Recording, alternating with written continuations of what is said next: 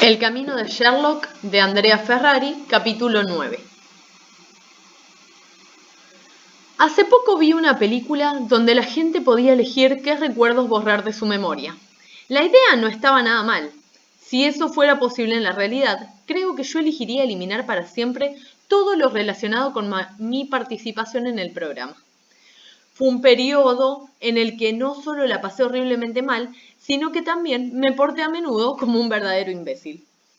Al principio pensé que el tiempo mejoraría las cosas, que si me acostumbraba a aparecer en televisión, todo se volvería más tolerable. Pero fue exactamente al revés. A medida que mi cara se hacía más conocida, la tortura crecía. Sabía además que la situación no tenía salida.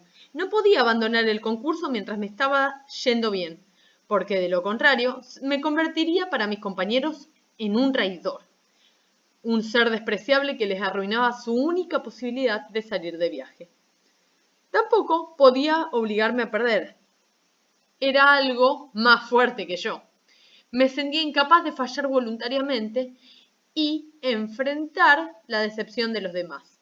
Solo me quedaba seguir y ansiar que fuera corto.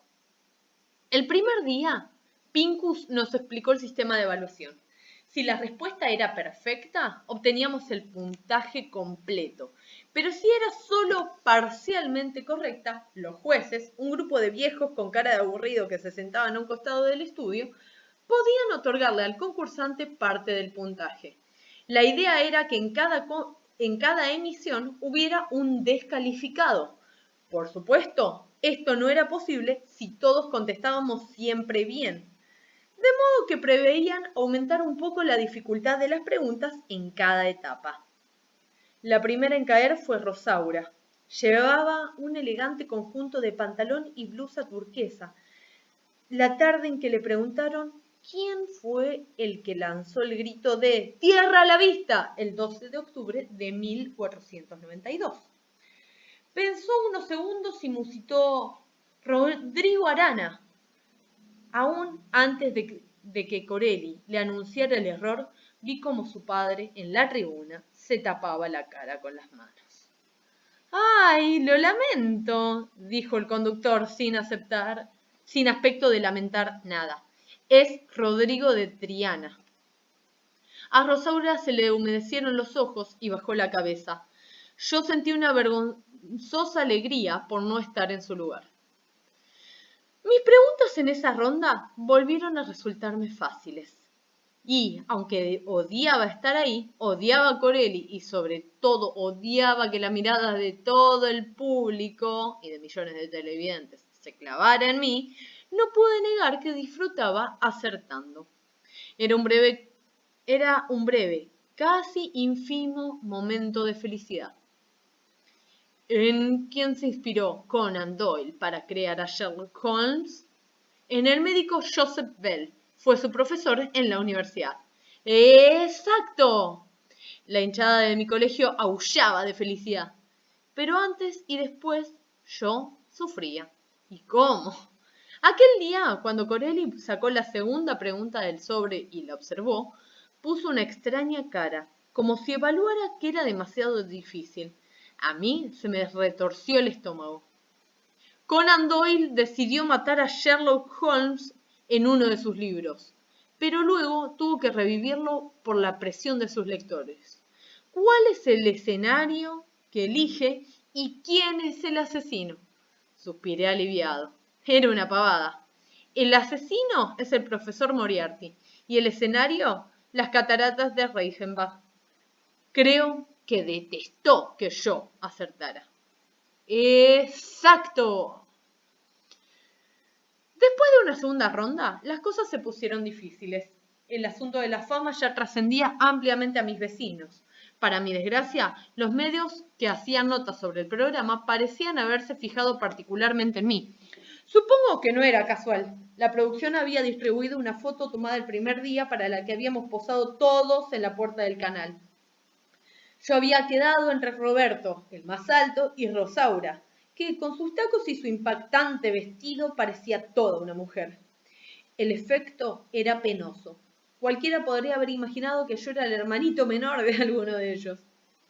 El epígrafe de una revista que publicó la foto decía, y en el medio, Francisco Sherlock Méndez, de solo 10 años, un pequeño genio.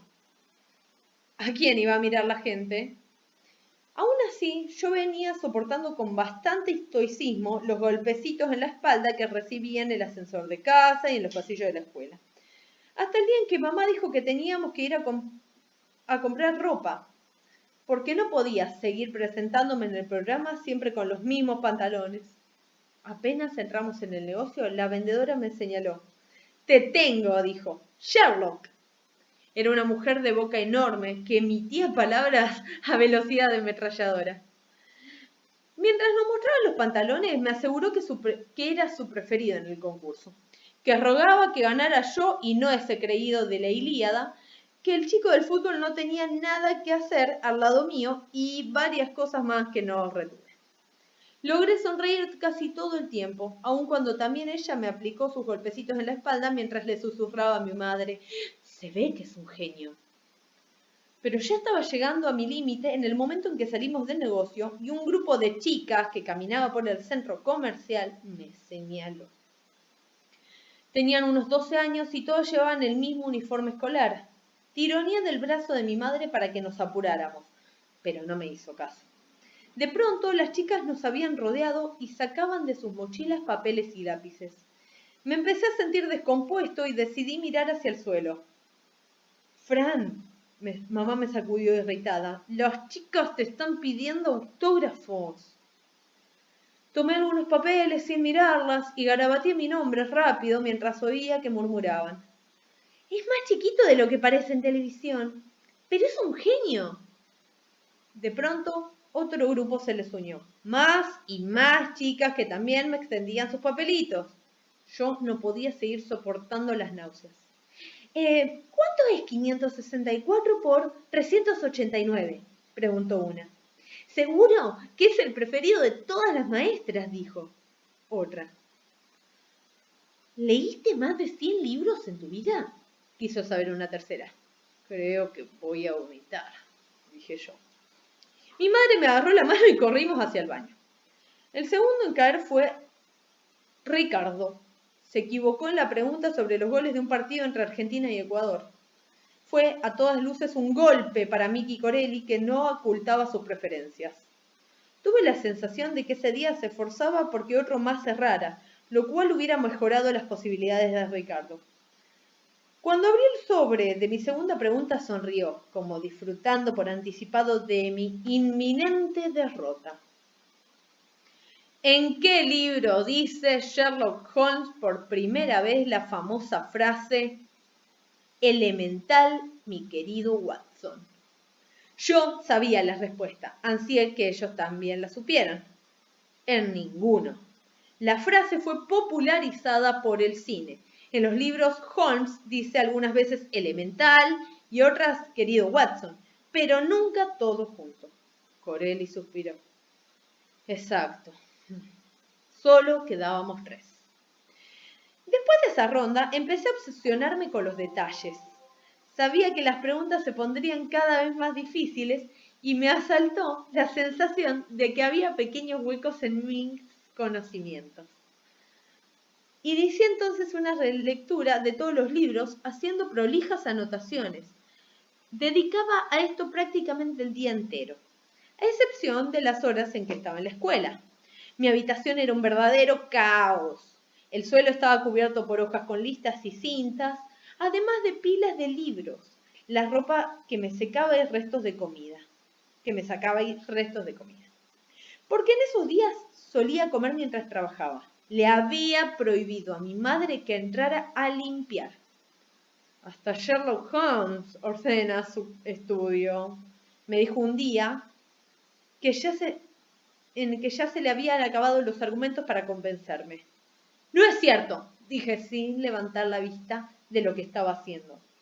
Aunque mostraba un cierto esmero discreto en su manera de vestir, en sus hábitos personales, era uno de los hombres más desordenados que jamás hayan llevado a la desesperación a un compañero de pensión. El ritual de los Musgrave. Ella me miró nerviosa. ¿Qué? Le dice Watson sobre Holmes en el cuento El ritual de los Musgraves. Ajá. Creo que se estaba desesperando. También en la escuela la situación se volvía cada vez más difícil. Los chicos de cursos inferiores habían empezado a buscarme en los recreos. Querían que les diera autógrafos, que les firmara dibujos que habían hecho sobre Holmes y Watson o simplemente mirarme de cerca.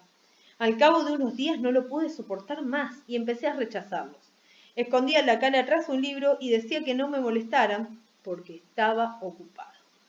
Arturo se mostró claramente molesto un día en que eché sin contemplaciones a un chico de segundo grado que pareció quedar al borde del llanto.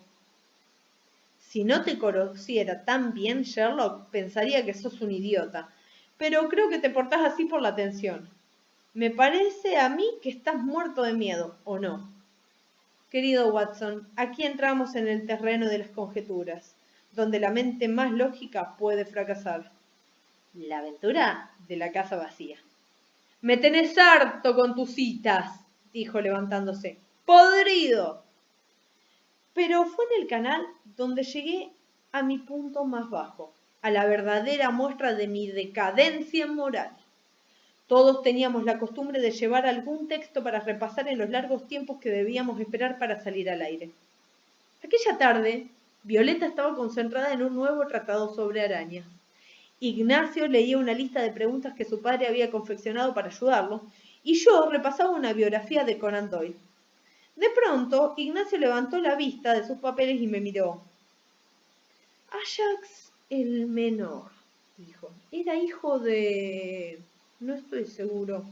¿Oileo? ¿Oileo? Repetí yo, frunciendo el ceño y meneando la cabeza. No sé por qué lo hice. Al fin y al cabo, no tenía la más pálida idea de quién era Ajax, pero él interpretó mi gesto como un indicio de error. No, es cierto, dijo enseguida. Es hijo de Deucalión.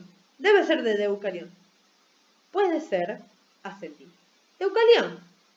Empecé a revisar un libro, pero en ese momento vinieron a decirnos que pasáramos el estudio. El programa estaba por empezar. Violeta se levantó y antes de salir me miró. Me pareció que esa mirada decía todo. Por supuesto, nada de ello habría tenido importancia de no ser, porque esa fue exactamente la pregunta que tuvo que responder Ignacio minutos más tarde. Primero Corelli hizo una introducción que intentaba darle emoción a la jornada. Dijo que nos estábamos acercando al final, que las preguntas ya eran mucho más complejas y que al final de esa emisión todos conocerían el nombre de los finalistas, los dos que se batirían por el gran premio. Luego se volvió hacia Ignacio y sacó el papel del sobre. En la Ilíada aparecen dos personajes de nombre Ajax. Uno es Ajax el Grande, hijo de Telamón, rey de Salamina. El otro es Ajax el Menor.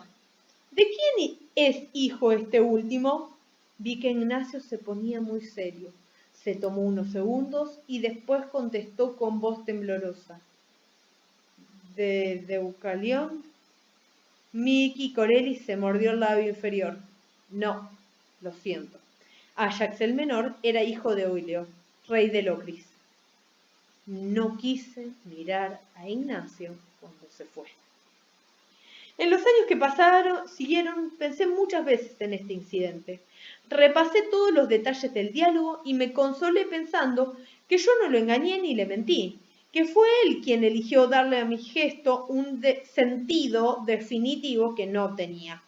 Pero también sé que cuando Ignacio me interrogó, yo debería haber dicho algo tan simple como, no sé, esas dos palabras vulgares que dice la gente todo el tiempo. Solo que los demás nunca esperan que yo las diga. Suponen que yo siempre sé lo que hay que saber. Lo que nunca podré olvidar es la mirada de Violeta. Creo que me va a perseguir hasta el final de mi vida.